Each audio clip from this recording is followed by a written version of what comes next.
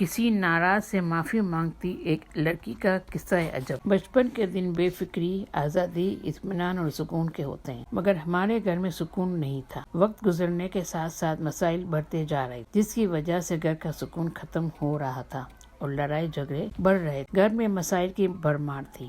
سب سے بڑا مسئلہ تو پیسوں کا تھا۔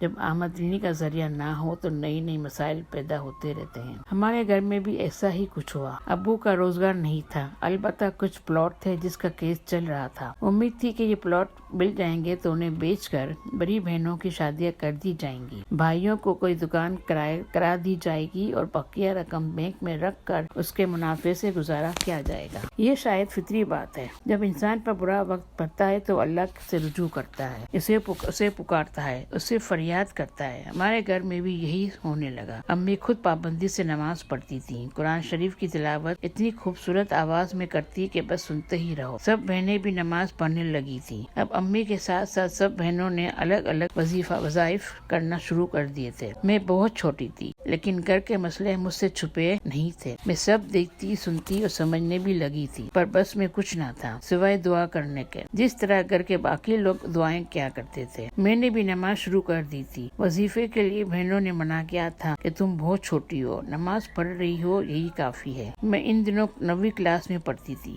گھر کے حالات نے مجھ پر اتنا اثر کیا کہ چپ رہنے لگی تھی، حالانکہ میرا گھر میں ہر طرح سے خیال رکھا جاتا تھا کیونکہ بہنوں میں سب سے چھوٹی ہوں۔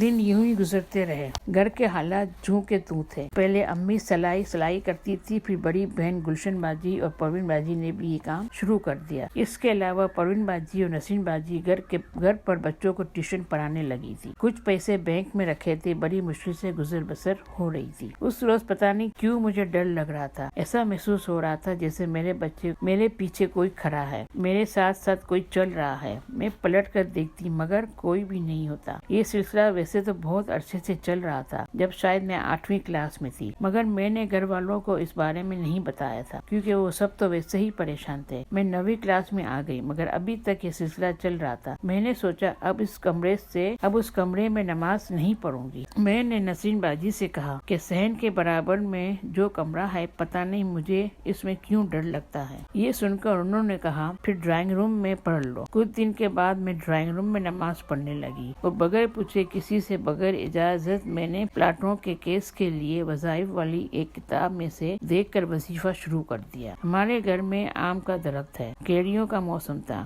میں نماز کے بعد اٹھی تو دیکھا میرے ہاتھ پر ہلکی خراشیں پڑی ہیں۔ میں نے غور سے دیکھا یہ کیا ہوا، پھر سوچا نسرین باجی ساتھ سوتی ہیں، ان کے ناخن لگ گئے ہوں گے۔ میں نے زیادہ توجہ نہیں دی، لیکن دوسرے دن نئی خراشیں نمودار ہو گئیں۔ میں نے نسرین باجی کو بتایا تو کہنے لگی میں ناخن بڑھاتی ہی نہیں ہوں۔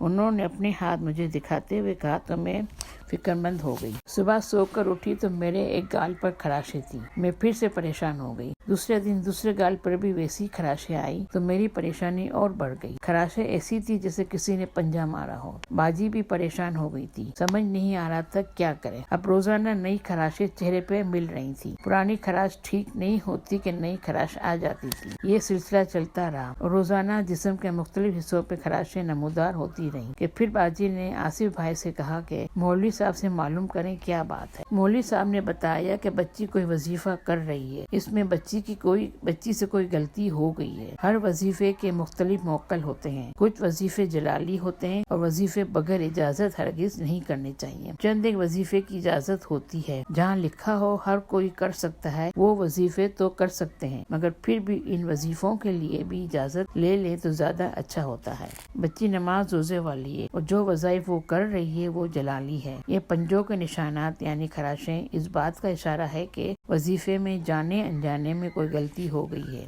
وظیفے کی غلطی کی وجہ سے خراشیں آ رہی ہیں، وظیفہ بند کر کے معافی مانگ لیں۔ مولوی صاحب کا کہنا بالکل صحیح تھا۔ میں بغیر اجازت کے وظیفہ کر رہی تھی۔ تمام بات معلوم ہونے پر میں نے فوراً وظیفہ موقوف کر دیا۔ میں جس کمرے میں جہاں نماز پڑھتی تھی، وظیفہ کرتی تھی، اسی جگہ بیٹھی تھی۔ میں نے آہستہ آہستہ کہنا شروع کیا مجھ سے وظیفے میں کوئی غلطی ہو گئی ہے تو اس وظیفے کے موکل مجھے معاف کر دیں۔ پھر سے میں نے دوبارہ کہا مجھ سے وظیفے میں جو بھی غلطی ہو گئی ہے اس وظیفے کے موکل اگر میری بات سن رہے ہیں تو مجھے معاف کر دیں۔ میں خلوت میں بیٹھی اپنے الفاظ دہرا رہی تھی۔ مجھے احساس ہو رہا تھا کہ کوئی میرے پاس آ کر سامنے بیٹھا ہے۔ دل نے کہا وظیفے کے موکل حاضر ہو گئے ہیں۔ ڈر تو لگ رہا تھا پر میں نے ہمت کر کے اپنی بات دہرا دی۔ مجھ سے وظیفے میں جو بھی غلطی ہو گئی ہے وظیفے کے موکل مجھے معاف کر دیں۔ وظیفے کی غلطی کی وجہ سے میرے چہرے پر خراشیں آ رہی ہیں تو میں اس کی معافی مانگتی ہوں۔ مجھے اس طرح سے تنگ و پریشان نہ کریں۔ آپ میری مجبوری سمجھتے ہیں، اس میں میرا کیا قصور ہے؟ انجانے میں غلطی ہو گئی ہے، وظیفہ میں نے بند کر دیا ہے۔ آپ سے گزارش ہے آپ مجھے معاف کر دیں۔ میں خاموش ہوئی تو محسوس ہوا کسی نے کہا